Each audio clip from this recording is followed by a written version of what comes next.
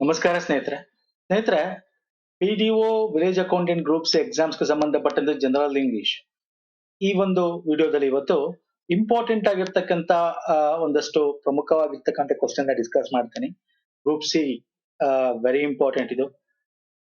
Paper 2 ಲಿ ನಿಮಗೆ ಸಿಗ್ತಕ್ಕಂಥದ್ದು. ನಾನು ಆಲ್ರೆಡಿ ಹೇಳಿದ್ದೀನಿ ಪ್ಲೇ ಲಿಸ್ಟ್ ಬಗ್ಗೆ. ಆ ಪ್ಲೇ ಲಿಸ್ಟ್ ಅಲ್ಲಿ ನಿಮಗೆ ಕನ್ನಡ, ಇಂಗ್ಲಿಷ್, ಕಂಪ್ಯೂಟರ್ ಈಗ ಮಾಡ್ತಿರ್ತಕ್ಕಂಥ ಸೀರೀಸ್ ಎಲ್ಲ ಸಿಗುತ್ತೆ. ಲಿಂಕ್ ಇದೆ ವಿಡಿಯೋದ ಕೆಳಗೆ ಡಿಸ್ಕ್ರಿಪ್ಷನ್ ಬಾಕ್ಸ್ ಅಲ್ಲಿ ಕೊಟ್ಟಿರ್ತೀನಿ. ಹಾಗೆ ನಮ್ಮ ಟೆಲಿಗ್ರಾಮ್ ಮತ್ತು ಇನ್ಸ್ಟಾಗ್ರಾಮ್ ನ ಫಾಲೋ ಮಾಡ್ಕೊಳ್ಳಿ ಸ್ನೇಹಿತರೆ. ಅದರ ಲಿಂಕ್ ಕೂಡ ನಿಮಗೆ ಡಿಸ್ಕ್ರಿಪ್ಷನ್ ಬಾಕ್ಸ್ ಅಲ್ಲಿ ಇದೆ, ಅಥವಾ ಪುನೀತ್ ಫೋರಂ ಅಂತ ಸರ್ಚ್ ಮಾಡಿ ಸಿಗುತ್ತೆ. ಸೊ ಬನ್ನಿ, ಇವತ್ತು ಇಂಪಾರ್ಟೆಂಟ್ ಕ್ವಶನ್ಸ್ ಗಳನ್ನ ತಗೊಂಡಿದ್ದೇನೆ. ಒಂದು one word substitution, single word replacement ಅಂತೆಲ್ಲ ಕರಿತೀವಿ, ಸಿನಾನಿಮ್ಸ್, ಡಿಗ್ರಿ ಆಫ್ ಕಂಪ್ಯಾರಿಸನ್, ಬೇರೆ ಬೇರೆ ರೀತಿಯಲ್ಲಿ ಕೇಳ್ತಾನೆ. ಸೊ ಬನ್ನಿ ನೋಡೋಣ. ಮೊದಲನೇ ಕ್ವಶನ್ ಅಲ್ಲಿ choose the correct one word substitutions for the following sentence from the given choices below.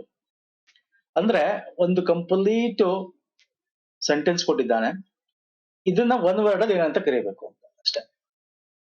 ಈ ಎಕ್ಸಾಂಪಲ್ ಹೇಳ್ತೀನಿ. ಕಲೆಕ್ಷನ್ ಆಫ್ ಕಾಯಿನ್ಸ್, ಆ ಅಭ್ಯಾಸನ ಏನಂತ ಕರಿತೀವಿ? ನ್ಯೂಮಿಸ್ಟಮ್ಯಾಟಿಕ್ ಅಂತ ಕರಿತೀವಿ. ಹಾಗೆ ಕಲೆಕ್ಷನ್ ಆಫ್ ಸ್ಟಾಂಪ್ಸ್ ಅಲ್ವಾ, ಆತರ ಒನ್ ವರ್ಡ್ ಅಲ್ಲಿ ಹೆಂಗಿರುತ್ತೆ ಆ ತರ. ಇಲ್ಲಿ ಏನಿದೆ? A military structure where arms, ammunition and other military equipment are stored and training is given in their use. ಅದನ್ನ ಏನಂತ ಕರಿತೀವಿ? ಮಿಲಿಟರಿ ಇಕ್ವಿಪ್ಮೆಂಟ್ಸ್, ಮಿಲಿಟರಿ ಗನ್ನು, ಅದು ಕ್ಷಿಪಣಿ, ಅದು ಇದು ಅವೆಲ್ಲ ಸ್ಟೋರ್ ಮಾಡಿರ್ತಕ್ಕಂಥದ್ದು ಜಾಗ, ಅಥವಾ ಅಲ್ಲಿ ಒಂದು ಟ್ರೈನಿಂಗ್, ಈ ಮಿಲಿಟರಿ ಸಂಬಂಧಪಟ್ಟಂತೆ ಮಾಡ್ತಕ್ಕಂಥ ಟ್ರೈನಿಂಗ್ ಆಗಿರ್ಬೋದು, ಅಭ್ಯಾಸಗಳಾಗಿರ್ಬೋದು, ಆ ಜಾಗ, ಅದನ್ನ ಏನಂತ ಕರಿತೀವಿ ಅಂತ.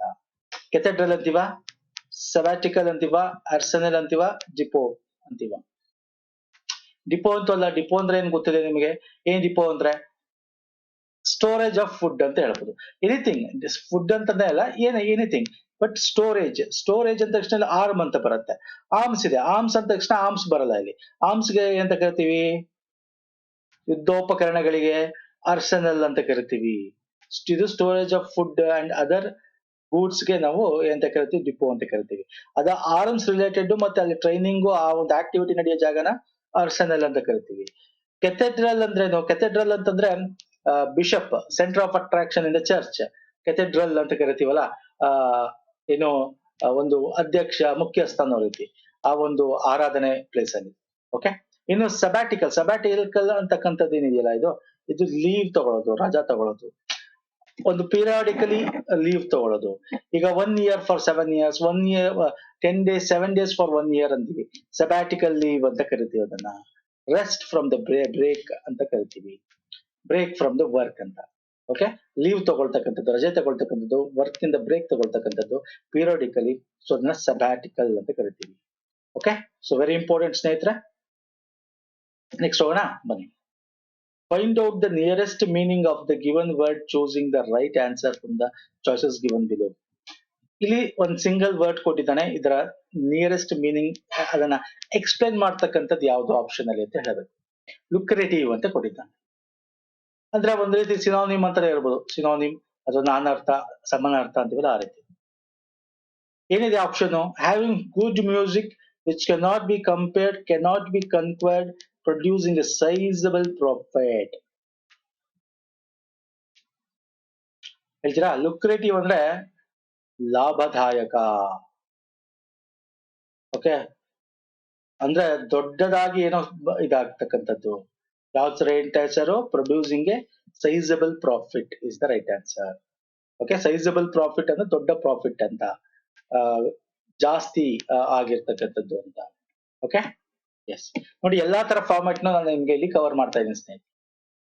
ನೆಕ್ಸ್ಟ್, ಇದು 4 ಗ್ರೂಪ್ ಇದೆ. ಇಲ್ಲಿ abstract noun form from objective ಅಂತ ಕೊಟ್ಟಿದ್ದಾರೆ. ಅಬ್ಜೆಕ್ಟಿವ್ ಇಂದ ಅಬ್ಸ್ಟ್ರಾಕ್ಟ್ ನೌನ್ ಯಾವ್ದು ಕರೆಕ್ಟ್ ಇದೆ ಇದರಲ್ಲಿ ಅಂತ ನೋಡಿ. ಇವೆಲ್ಲ group C KPSC formats. Okay. First ನಿಮ್ಗೆ ಗೊತ್ತಿರಬೇಕು ಅಬ್ಜೆಕ್ಟಿವ್ ಅಂದ್ರೇನು. What is objective? ವಿಶೇಷಣ ಅಂತ ಕರಿತೀವಿ. ಅಬ್ಜೆಕ್ಟಿವ್ ಅಂದ್ರೇನು? ವಿಶೇಷಣ. ಅಬ್ಸ್ಟ್ರಾಕ್ಟ್ ನೌನ್ ಅಂದ್ರೇನು? ವಿಶೇಷಣ ಅಂದ್ರೆ ಗೊತ್ತಲ್ಲ. ಫ್ರೆಂಡ್ ಅಂತಿದ್ರೆ ನಾನು ಪದೇ ಹೇಳ್ತಾ ಇರ್ತೀನಿ, ಗುಡ್ ಫ್ರೆಂಡ್, ಬ್ಯಾಡ್ ಫ್ರೆಂಡ್ ಅಲ್ವಾ, ಈ ಪದಗಳಿದೆಯಲ್ಲ, ದಿಸ್ ಇಸ್ ವಿಶೇಷಣ, ಅಬ್ಜೆಕ್ಟಿವ್. ಓಕೆ. ಈಗ ನೌನ್ ಈಗ ಕಾಮನ್ ನೌನ್ ಅಂದ್ರೆ ಕಾಮನ್ ಆಗಿ ಏನಾದ್ರು ಒಂದು ನೌನ್ ನಾಮಪದ ಹೇಳ್ತೀವಿ. ಅದೇ ಅಬ್ಸ್ಟ್ರಾಕ್ಟ್ ನೌನ್ ಅಂದ್ರೆ ಏನು? ಅಬ್ಸ್ಟ್ರಾಕ್ಟ್ ನೌನ್ ಅಂದ್ರೆ you can't touch it you can feel it ಅಂತ. ಈಗ ಫಾರ್ ಎಕ್ಸಾಂಪಲ್ ಬ್ರದರ್ ನೌನ್ ಅಲ್ವಾ, ಬ್ರದರ್ ವರ್ಡ್. ಅಬ್ಸ್ಟ್ರಾಕ್ಟ್ ನೌನ್ ಏನು ಅಂತಂದ್ರೆ ಬ್ರದರ್ಹುಡ್, ಭ್ರಾತೃತ್ವ. ಓಕೆ, ಬ್ರದರ್ಹುಡ್ ಅಂದ್ರೆ ಏನು? ಭ್ರಾತೃತ್ವ. ಇದು ಮುಟ್ಟಕ್ಕಾಗುತ್ತಾ? ಫೀಲ್ ಮಾಡು, ಭ್ರಾತೃತ್ವ ಅಂತ ಕರಿತೀವಿ. ಅದೇ ತರ ಚೈಲ್ಡ್ ಕಾಮನ್ ನೌನ್. ಅಬ್ಸ್ಟ್ರಾಕ್ಟ್ ಅಂದ್ರೆ ಚೈಲ್ಡ್ಹುಡ್ ಅಲ್ವಾ. ಚೈಲ್ಡ್ಹುಡ್ ಅಂತಂದ್ರೆ ನಮ್ಮ ಒಂದು ಬಾಲ್ಯತನ ಫೀಲ್ ಮಾಡೋದು. ಅರ್ಥ ಆಗ್ತಿದೆಯಲ್ಲ ಅಬ್ಸ್ಟ್ರಾಕ್ಟ್ ಅಂದ್ರೆ. ಇಲ್ಲಿ ನಮ್ಗೆ ಏನ್ ಕೇಳಿದಾನೆ? ಅಬ್ಜೆಕ್ಟಿವ್ ಕೊಟ್ಟಿದ್ದಾನ ಅವನು. ಓಕೆ, ಇಲ್ಲೆಲ್ಲ ಅದ್ರಲ್ಲಿ ಅಬ್ಸ್ಟ್ರಾಕ್ಟ್ ನೌನು ಇರಬೇಕು. Abstract noun is what? Feeling, you can feel it, not touch. Love ಅಲ್ವಾ, ಒಂದು ಲವ್, ಪ್ರೀತಿ ಫೀಲ್ ಮಾಡ್ತಕ್ಕಂಥದ್ದು, ಆ ತರ ಇರಬೇಕು. ಈಗ ಇಲ್ಲಿ ನಾವು ನೋಡಿದ ತಕ್ಷಣ ನೀವು ಒಂದಷ್ಟು ಆಪ್ಷನ್ ನೀವು ಎತ್ತಾಕ್ಬಿಡೋದು ಒಂದು ಸೆನ್ಸ್, ನೀವು ಎಲಿಮಿನೇಷನ್ ಮಾಡ್ಬಿಡ್ಬೋದು. ಅರ್ಥ ಆಗ್ತಿದೆಯಲ್ಲ? ನಾನು ಇಲ್ಲಿ ಕೊಟ್ಟಿದ್ದೀನಿ ಇಂಗ್ಲಿಷ್ ಅಲ್ಲಿ. What is noun? Abstract noun ನೋಡಿ. ಟ್ರೂತ್, ಫಿಯರ್, ಭಯ ಅಂತಕ್ಕಂಥದ್ದು ನಾವು ಅನುಭವಿಸ್ತೀವಿ, feel, that is abstract noun. Feelings. Okay, ಅರ್ಥ ಆಗ್ತಿಲ್ಲ? ಇಲ್ಲಿ ನಾನು ನಿಮ್ಗೆ ಲಿಸ್ಟ್ ಕೊಟ್ಟಿದ್ದೀನಿ. ಅಬ್ಜೆಕ್ಟಿವ್ ಇಂದ ಅಬ್ಸ್ಟ್ರಾಕ್ಟ್ ನೋಡಿ. ಆಂಗ್ರಿ ಇದ್ರೆ ಆಂಗರ್, ಕೋಪ ಅಂತಕ್ಕಂಥದ್ದು ಅಬ್ಸ್ಟ್ರಾಕ್ಟ್ ನೌನ್ ಆಗುತ್ತೆ. ಹ್ಯಾಪಿಗೆ ಹ್ಯಾಪಿನೆಸ್ ಅಲ್ವಾ, ಹ್ಯಾಪಿನೆಸ್, ಸಂತೋಷ ಇದು ಅಬ್ಸ್ಟ್ರಾಕ್ಟ್ ನೌನ್ ಆಗುತ್ತೆ. ಹಂಗೆ ಕಾಮನ್ ನೌನ್ ಇಂದ ಅಬ್ಸ್ಟ್ರಾಕ್ಟ್ ನೌನ್, ವರ್ಬ್ ಇಂದ ಅಬ್ಸ್ಟ್ರಾಕ್ಟ್ ನೌನ್, ಇವೆಲ್ಲ ಯಾವ್ದು ಬೇಕಾದ್ರೂ ಕೇಳ್ಬೋದು ಎಕ್ಸಾಮ್ ಅಲ್ಲಿ ಸ್ನೇಹಿತರೆ. ಓಕೆ, ಅದಾದ್ರೆ ಈಗ ಬ್ರದರ್ಹುಡ್, ಚೈಲ್ಡ್ಹುಡ್ ಹೇಳಿದ್ನಲ್ಲ, ದಟ್ ಈಸ್ ಅಬ್ಸ್ಟ್ರಾಕ್ಟ್ ನೌನ್ ಅಂತ. ಸೊ ಹಾಗೆ. ಸೊ ಇಲ್ಲಿ ನೋಡಿ, ನೀವು ನೋಡಿದ ತಕ್ಷಣ ನೀವು ಹೇಳ್ಬೋದು. ಈಗ 4ನೇ ಆಪ್ಷನ್ ನೋಡಿದ್ವಿ. ಹಾಟ್, ಹೀಟ್ ಇದೆ. ಅವೆಲ್ಲ ನಾವು ಮುಟ್ಟಿ ತಿಳ್ಕೊಬಹುದು, ಅನುಭವಿಸ್ತಕ್ಕಂಥದ್ದು. ಹಾಟ್, ಹೀಟ್ ಅಂತಿದೆ. ಕೋಲ್ಡ್ ಅಂತಿದೆ. ಸೊ ದಿಸ್ ಇಸ್ ರಾಂಗ್ ಆಗೋಯ್ತು. ಓಕೆ, ರಾಂಗ್ ಆಗೋಯ್ತು. ಸೊ ಇಲ್ಲಿ ನೋಡಿ ಇಲ್ಲಿ ಬನ್ನಿ. ವೈಡ್ ವಿಡ್ತ್ ಎಷ್ಟು ಇದೆ, ಇದು ಮೆಜರ್ ಮಾಡ್ಬೋದು. ಇದು ಮೆಜರ್ ಮಾಡದೆ ಇರುತ್ತೆ. ಅಬ್ಸ್ಟ್ರಾಕ್ಟ್ ನೌನ್ ನಿಮ್ಗೆ ಏನ್ ಹೇಳ್ತಾ ಇದೆ ಅರ್ಥ ಆಗ್ತಿದೆ? Abstract noun is nothing but you can feel it. Okay, feeling ಮಾಡ್ತಕ್ಕಂಥದ್ದು. ಅದು ಫಿಸಿಕಲಿ ನೋಡ್ತಕ್ಕಂಥದ್ದಲ್ಲ, ಮುಟ್ತಕ್ಕಂಥದ್ದಲ್ಲ. ಸೊ ವೈಡ್ ವಿಡ್ತ್ ಅಗೇನ್ ಇದು ಆಗಲ್ಲ, ಯಾಕಂದ್ರೆ ಎರಡನ್ನೂ ಕೂಡ ನಾವು ಇಲ್ಲಿ ಮೆಜರ್ ಮಾಡ್ಬೋದು. ಸೊ ಹೈಯರ್, ಲಾಂಗ್ ಅಗೇನ್ ಇಲ್ಲಿ ಬಂತು ನೋಡಿ. ಬಿಗ್ಗರ್ ಆಗಲ್ಲ. ಸೊ ವೈಸ್, ವಿಸ್ಡಮ್, ಬುದ್ಧಿವಂತಿಕೆ ಅಂತ ಕರಿತೀವಿ, ಬುದ್ಧಿವಂತಿಕೆ ಅಲ್ವಾ. ಡಾರ್ಕ್ನೆಸ್, ಕತ್ತಲು ಅನ್ಭವಿಸ್ಬೋದು.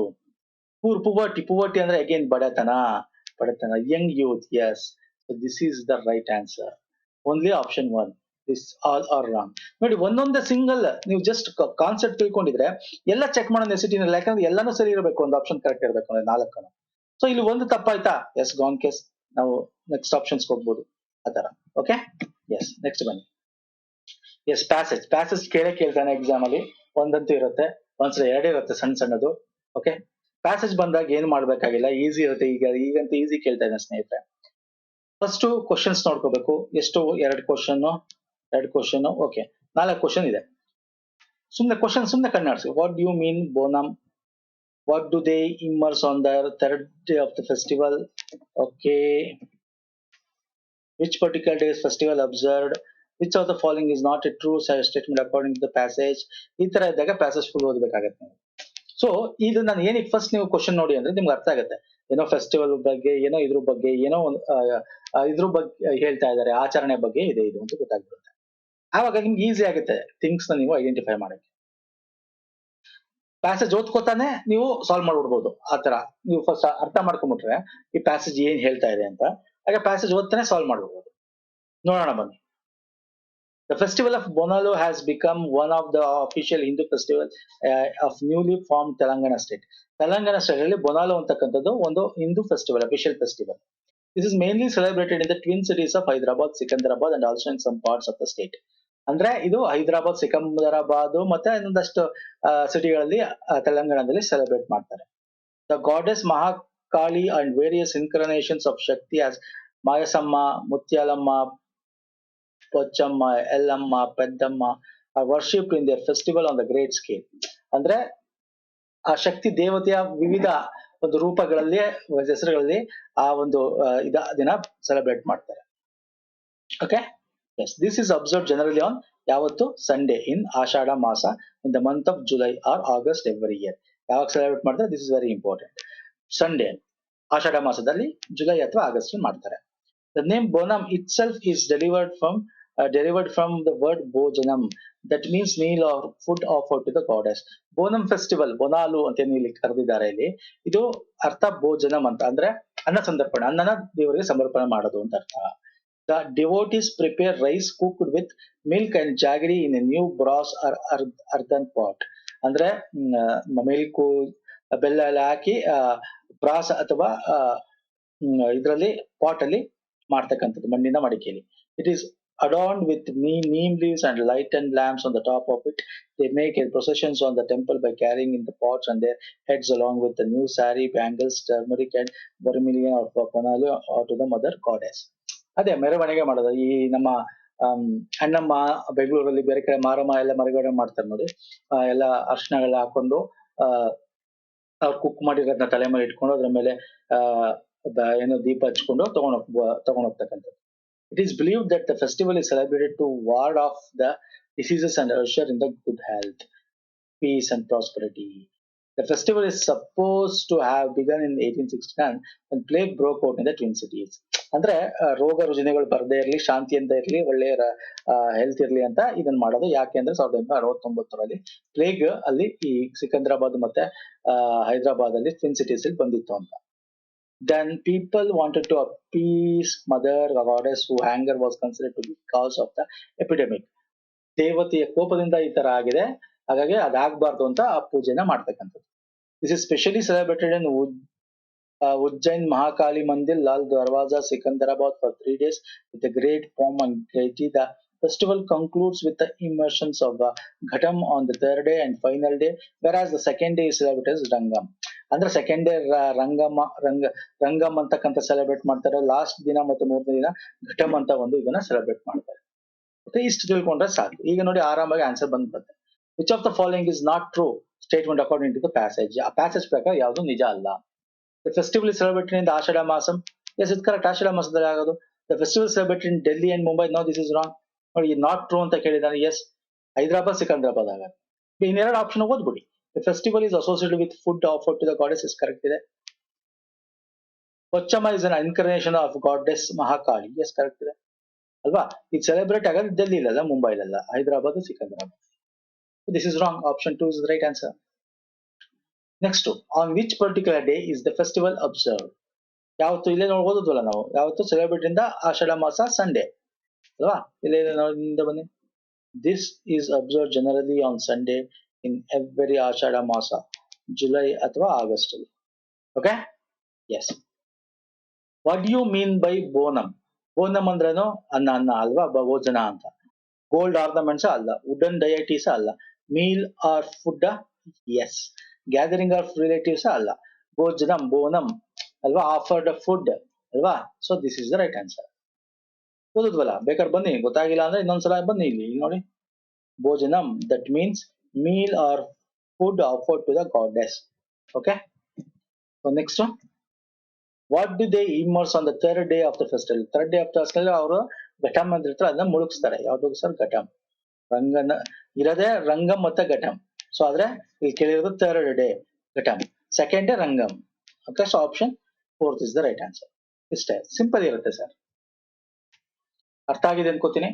ಅರ್ಥ ಫಾಸ್ಟ್ ಆಗಿ ನಾನು ಏನಕ್ಕೆ ನಾನು ಗೊತ್ತಾ, ತುಂಬಾ ಜನ ಫಾಸ್ಟ್ ಅಂತ ಹೇಳ್ತೀರಿ. ಏನಕ್ಕೆ ಫಾಸ್ಟ್ ಮಾಡ್ತೀನಿ ಸ್ವಲ್ಪ ಅಂತಂದ್ರೆ, ಎಕ್ಸಾಮ್ ಅಲ್ಲಿ ಇದೇ ಸ್ಪೀಡ್ ನಾನು ಇರಬೇಕು ನಿಮ್ಗೆ ಸಾಲ್ವ್ ಮಾಡ್ಬೇಕಾದ್ರೆ, ಯಾಕಂದ್ರೆ ಟೈಮ್ ಕನ್ಸ್ಯೂಮೆನ್ಸ್ ಅವೆಲ್ಲ ಇರುತ್ತೆ. ಸೊ ಹಾಗಾಗಿ ಅಟ್ಲೀಸ್ಟ್ ಈ ಸ್ಪೀಡ್ ಆದ್ರೂ ಮೇಂಟೈನ್ ಮಾಡ್ರೆ ಎಕ್ಸಾಮ್ ಅಲ್ಲಿ ನೀವು ಬೇಗ ಬೇಗ ಎಲ್ಲ ಕ್ವಶನ್ಸ್ ಗಳು ಅಟೆಂಡ್ ಮಾಡಕ್ ಈಸಿ ಆಗುತ್ತೆ. ಒಂದ್ಸಲ ಟೈಮ್ ಸಾಲಿಲ್ಲ, ಅಟೆಂಡ್ ಮಾಡಕ್ ಆಗಲ್ಲ, ಕನ್ಫ್ಯೂಸ್ ಅವೆಲ್ಲ ಇರ್ಬೋದು, ಪ್ರಾಕ್ಟೀಸ್ ಇರ್ಬೇಕು. Okay, read the following sentence. Diamond is the costliest stone. Okay, ಇದೊಂದು sentence. Diamond is the costliest stone. When the above sentence is changed to the positive degree, it will become ಏನಾಗುತ್ತೆ? Degree of comparison, degree of objective ಕೊಟ್ಟಿದ್ದಾನೆ. ಏನು sir degree of objective? Positive ಇದೆ, comparative ಇದೆ, superlative ಇದೆ. ಆಯ್ತಾ? ಇಲ್ಲಿ ಏನ್ ಕೇಳಿದಾನೆ? Positive degree convert ಮಾಡ್ಬೇಕು. ಏನ್ ಪಾಸಿಟಿವ್ ಕಂಪೇರಿಟಿವ್? ಇದು ಎಲ್ಲಾರು ಗೊತ್ತಿರತ್ತೆ ನಮ್ ವಿಡಿಯೋ ಫಾಲೋ ಮಾಡಿದ್ರೆ. ಬಟ್ ಇನ್ನೊಂದು ಒಂದೇ ಒಂದು ಎಕ್ಸಾಂಪಲ್ ಕೊಟ್ಬಿಡ್ತೀನಿ, ಯಾಕಂದ್ರೆ ಹೊಸೊಬ್ರು ನೋಡ್ತಾ ಇರೋರು ಗೊತ್ತಾಗ್ಲಿ ಅಂತ. ಈಗ ರಿಚ್ ಅಂದ್ರೆ ಒಬ್ನೇ, ನಾನೊಬ್ಬ. ಅಂದ್ರೆ ಓಕೆ ನಾನು ಇದ್ರಲ್ಲಿ ಒಂದಿಷ್ಟು ನಾನೊಬ್ಬನ ಬಗ್ಗೆ ಮಾತಾಡ್ತಾ ಇದ್ದೀನಿ, ಇದು ಪಾಸಿಟಿವ್ ಡಿಗ್ರಿ. ಕಂಪೇರಿಟಿವ್ ಅಂದ್ರೆ ಇಬ್ರು ಬಗ್ಗೆ ಮಾತಾಡಿದಾಗ ಅದು ರಿಚರ್ ಆಗುತ್ತೆ. ಸೂಪರ್ಲೇಟಿವ್ ಅಂದ್ರೆ ಇಬ್ರಕ್ಕಿಂತ ಜಾಸ್ತಿ ಜನನ್ ಕಂಪೇರ್ ಮಾಡಿದಾಗ ನಾನು ರಿಚೆಸ್ಟ್ ಅಂತೀನಿ, ಅವಾಗ ರಿಚೆಸ್ಟ್ ಅಂತೀನಿ. ಸೊ ಇಲ್ಲಿ ನೋಡಿ ಏನ್ ಕೊಟ್ಟಿದ್ದಾನೆ, ಕಾಸ್ಟ್ಲಿಯೆಸ್ಟ್ ಕೊಟ್ಟಿದ್ದಾನೆ. ಅಂದ್ರೆ ಇದು ಯಾವ್ದಾಯ್ತು, ಸೂಪರ್ಲೇಟಿವ್ ಡಿಗ್ರಿ ಆಯ್ತು, ಸೂಪರ್ಲೇಟಿವ್ ಡಿಗ್ರಿ ಕೊಟ್ಟಿದ್ದಾನೆ ಅಲ್ವಾ. ಈಗ ಅದನ್ನ ಪಾಸಿಟಿವ್ ಡಿಗ್ರಿ ತರಬೇಕು. ಇಲ್ಲಿ ಕೀವರ್ಡ್ ಗಳು ಇರ್ತವೆ, ಅದನ್ನ ನೋಡಿದ ತಕ್ಷಣ ಹಾಕ್ಬಿಡ್ಬೋದು. ಈಗ ಸುಮ್ನೆ ಈಗ ನೋಡಿ ಪಾಸಿಟಿವ್, ಈ ಕಂಪೇರಿಟಿವ್ ಡಿಗ್ರಿ ಅಂದ್ರೆ ಡ್ಯಾನ್ ಅಂತ ಯೂಸ್ ಮಾಡ್ತೀವಿ. ಓಕೆ, ಇಬ್ಬರು ಕಂಪೇರ್ ಮಾಡಕ್ಕೆ ಅಲ್ವಾ. ನೋಡಿ ಡ್ಯಾನ್ ಇದೆ, ಡೈಮಂಡ್ ಇಸ್ ಕಾಸ್ಟ್ಲಿಯರ್, ಕಾಸ್ಟ್ಲಿಯೆಸ್ಟ್ ಇದೆ. ಪಾಸಿಟಿವ್ ಅಂದ್ರೆ ಏನ್ ಬರ್ಬೇಕು ಸರ್, ಕಾಸ್ಟ್ಲಿ ಬರ್ಬೇಕು ಪಾಸಿಟಿವ್. ಕಾಸ್ಟ್ಲಿಯರ್ ಅಂದ್ರೆ ಕಂಪೇರಿಟಿವ್ ಆಗುತ್ತೆ. ಡ್ಯಾನ್ ಅಂತಿದೆ, ಕಂಪೇರ್ ಮಾಡ್ತದೆ ಇಬ್ರಿಗೆ. ಸೊ ಇದಂತೂ ಅಲ್ವೇ ಅಲ್ಲ, ದಿಸ್ ಇಸ್ ಕೇಸ್ ಆಯ್ತು. ಇಲ್ಲೂ ಇದೆ ನೋಡಿ 4ನೇ ಆಪ್ಷನ್, ಕಾಸ್ಟ್ಲಿಯರ್ ಅಂತಿದೆ. ಕಾಸ್ಟ್ಲಿಯೆಸ್ಟ್ ಏನು, costly, costlier, costliest. Positive degree ಬೇಕಾಗಿರೋದು ಕಾಸ್ಟ್ಲಿ. ಕಾಸ್ಟ್ಲಿ ಇರೋದಲ್ಲಿ ಇಲ್ಲಿದೆ, ಇಲ್ಲಿದೆ. ಸೊ ಇವೆರಡದು ಒಂದಿರ್ಬೇಕು. ಯಾವ್ದು ಕರೆಕ್ಟ್, ಇಲ್ಲಿ ಹೆಂಗಿರ್ಬೇಕು ಕಂಪೇರ್ ಮಾಡ್ತಾ ಇರಬಹುದು. ಪಾಸಿಟಿವ್ ಅಂದ್ರೆ ನಾನು ಒಬ್ಬನ ಬಗ್ಗೆ ಮಾತಾಡ್ತಾ ಇದ್ದೀನಿ. ಇಲ್ಲೇನಿದೆ, no other stone is as costly as diamond. ಇಲ್ಲೇನಿದೆ, some other stones are costly as diamond. ಇಲ್ಲಿ diamond is the costliest stone ಅಂತಿರೋದು. ಓಕೆ, ಮತ್ತಿಲ್ಲಿ ಡೈಮಂಡ್ ಈಸ್ ದ ಅಂದ ತಕ್ಷಣ ಇಲ್ಲಿ ಸಿಂಗ್ಯುಲರ್ ಇದೆ. ಓಕೆ, ಇಲ್ಲಿ ಸಮ್ ಅದರ್ ಸ್ಟೋನ್ ಬಗ್ಗೆ ಮಾತಾಡ್ತಾ ಇಲ್ಲ. ಇಲ್ಲಿ ಡೈಮಂಡ್ ಬೇರೆದಕ್ಕೆ ಕಂಪೇರ್ ಮಾಡ್ತಾರೆ ಎಲ್ಲದಕ್ಕೂ, but still some other stone ಅಂತಿದೆ. ಅಂಡ್ ಆಲ್ಸೋ ಆರ್ ಅಂತ ಕೂಡ ಇದೆ. So this is wrong. So right answer ಏನು, no other stone is costly has diamond. ನೋಡಿ ಈಸ್ ಆಸ್ ಅಂತ ಬರುತ್ತೆ, ಈಸ್ ಆಸ್ ಅಂತ ಬರುತ್ತೆ. ಆಸ್ ಅಂತ ಬಂದ ತಕ್ಷಣ ಇದು ಕೀವರ್ಡ್ ಬಂದ ತಕ್ಷಣ ನಿಮ್ಗೆ ಇದು ಪಾಸಿಟಿವ್ ಡಿಗ್ರಿ ಅಂತ ಗೊತ್ತಿರಬೇಕು. ಜಸ್ಟ್ ಆಸ್ ಅಂದಾಗ ಪಾಸಿಟಿವ್ ಡಿಗ್ರಿ ಅಂತ ನಿಮ್ಗೆ ಗೊತ್ತಾಗುತ್ತೆ, ಇದೊಂದು ಕೀವರ್ಡ್ ಗೊತ್ತಿರಬೇಕು ನಿಮ್ಗೆ. ಬಟ್ ಇಲ್ಲಿ ಎರಡು ಇದೆ ಆತರ ಆಪ್ಷನ್, ಬಟ್ ಇಲ್ಲಿ ಸಿಂಗ್ಯುಲರ್ ಇರಬೇಕು, ಎಲ್ಲಾನು ಕೂಡ ನೋಡ್ಕೋಬೇಕಾಗುತ್ತೆ, ಯಾವ ಟೆನ್ಸ್ ಅಲ್ಲಿ ಇದೆ ಏನು ಎಲ್ಲ ಗೊತ್ತಿರಬೇಕಾಗುತ್ತೆ. Okay, so option 2 is the right answer ಆಗುತ್ತೆ. ಸೊ ಇದು ರಾಂಗ್ ಆನ್ಸರ್. ಫೈನ್, ನೆಕ್ಸ್ಟ್ ಬರ್ತೀನಿ. Read the following sentence. The furnitures in the office were damaged. Which of the following sentence is the correct form of the above sentence? ಇದು ಒಂದು sentence ಕೊಟ್ಟಿದೆ, correct ಆಗಿರತಕ್ಕಂತ option ಯಾವುದು, ಇದು ಅಂದ್ರೆ ತಪ್ಪು ಇದೆ ಅಂತ ಅರ್ಥ. ಆ ಆಪ್ಷನ್ ಯಾವುದು ಈ 4ಅಲ್ಲಿ ಅಂತ ಕೇಳಿದ್ದಾನೆ. ಯಾವುದು ನೋಡಿ, ನಿಮಗೆ ಒಂದಷ್ಟು ಇಂಗ್ಲಿಷ್ ಇದರಲ್ಲಿ ಒಂಚೂರು ನಿಮ್ಗೆ ಗೊತ್ತಿರಬೇಕು. ಈಗ ಮಿಲಿಟರಿ, ಆರ್ಮಿ ಅಂದ್ರೆ that is A singular, plural ಎರಡು ಒಂದೇ. ಈಗ ಫಾರ್ ಎಕ್ಸಾಂಪಲ್ ಇಲ್ಲಿ ಏನ್ ಕೊಟ್ಟಿದ್ದಾನೆ, ಫರ್ನಿಚರ್ ಅಂತ ಕೊಟ್ಟಿದ್ದಾನೆ, ಫರ್ನಿಚರ್ಸ್ ಅಂತಿದೆ. ಆಕ್ಚುಲಿ ಫರ್ನಿಚರ್ಸ್ ಆಗಂಗಿಲ್ಲ, ಫರ್ನಿಚರ್ಸ್ ಅಂತ ಕರೆಯಲ್ಲ. Furniture is uncountable noun, countable noun ಅಂತ. ಅಂದ್ರೆ ಫರ್ನಿಚರ್ ನಿಮಗೆ ಇದು ಎಸ್ ಬರಲ್ಲ. Furniture is nothing but is a plural ಅನ್ನೋ ರೀತಿ. ಈಗ ಫರ್ನಿಚರ್ ಅಲ್ಲಿ ಏನಿರುತ್ತೆ ಸರ್, ಚೇರ್ಸ್ ಇರುತ್ತೆ ಅಲ್ವಾ, ಒಂದು ಸೆಟ್, ಕಂಪ್ಲೀಟ್ ಒಂದು ಸೆಟ್ ಅಂತ ಹೇಳ್ತಾ ಇರೋದು. ಅಂದ್ರೆ ಇದು ಪ್ಲೂರಲ್ ಅಂತ ನಾವು ಎಸ್ ನ ಸೇರ್ಸಲ್ಲ, ಎಸ್ ಅಂತ ಸೇರ್ಸಿದ್ರೆ ತಪ್ಪಾಗುತ್ತೆ ಅದು. ಓಕೆ, ಫರ್ನಿಚರ್ ಅಂದ್ರೆ ಚೇರು ಬರುತ್ತೆ, ಟೇಬಲ್ ಬರುತ್ತೆ, ಎಲ್ಲ ಬರುತ್ತೆ. ಈಗ ಇಸ್ಪಿಟ್ ಸೆಟ್ ಇದೆ, ಒಂದು ಇಸ್ಪಿಟ್ ಕಾರ್ಡ್ ಸೆಟ್, ಅದು ಒಂದು ಸೆಟ್ ಅಂತಕ್ಕಂಥದ್ದೇನು, ಇದರಲ್ಲಿ ನಿಮ್ಗೆ ತುಂಬಾ ಇರ್ಬೋದು, 50 ಇರ್ಬೋದು, 54 ಇರ್ಬೋದು, 100 ಇರ್ಬೋದು. ಬಟ್ ಇದೊಂದು ಸೆಟ್ ಅಂದಾಗ ಕಡ್ಡಿ ಪಟ್ಟಿಗೆ ಅದು ಒಂದು ಸೆಟ್ ಅಂದ ತಕ್ಷಣ ಸಿಂಗ್ಯುಲರ್. ಅರ್ಥ ಆಗ್ತಿಲ್ಲ, ಸೆಟ್ಸ್ ಅಂತ ಕರೆಯಬಾರ್ದು. ಸೊ ಅದೇ ರೀತಿ ಇಲ್ಲಿ furnitures in the office var damage ಇದೆ. ಸೊ ಇದು ಫರ್ನಿಚರ್ ಆಗ್ಬೇಕು.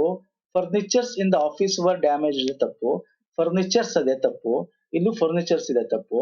The furniture in the office was damage, this is the correct answer. ಅರ್ಥ ಆಯ್ತಲ್ಲ?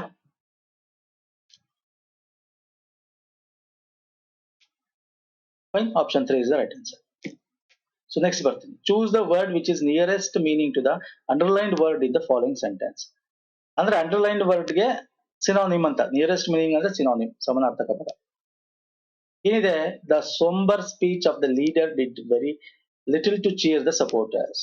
ಅಂದ್ರೆ ಏನೋ ಭಾಷಣ ಮಾಡ್ತಾ ಇದಾರೆ ಒಂದು ಫಾಲೋವರು, ಈ ರಾಜಕೀಯ ಭಾಷಣ ಅನ್ಕೊಳ್ಳಿ. ಸೋಂಬರ್ ಸ್ಪೀಚ್ ಅಂದ್ರೆ ಚೀರ್ ಸಿಗ್ತಿಲ್ಲ, ಅಂದ್ರೆ ಒಂದ್ ರೀತಿ ಅವ್ರ ಸಪೋರ್ಟರ್ಸ್ ಏನೋ ಅದರಿಂದ ಹುಮ್ಮಸ್ ಬರ್ತಾ ಇಲ್ಲ, ಆ ತರ ಸ್ಪೀಚ್ ಅದು. ಸೋಂಬರ್ ಅಂದ್ರೇನು, ಒಂದ್ ರೀತಿ ಮಂದ ಮಾತಾಡೋದು, ಒಂದ್ ರೀತಿ ಉಲ್ಲಾಸ ಇಲ್ಲ, ಉತ್ಸಾಹ ಇಲ್ಲ ಅನ್ನೋ ರೀತಿ.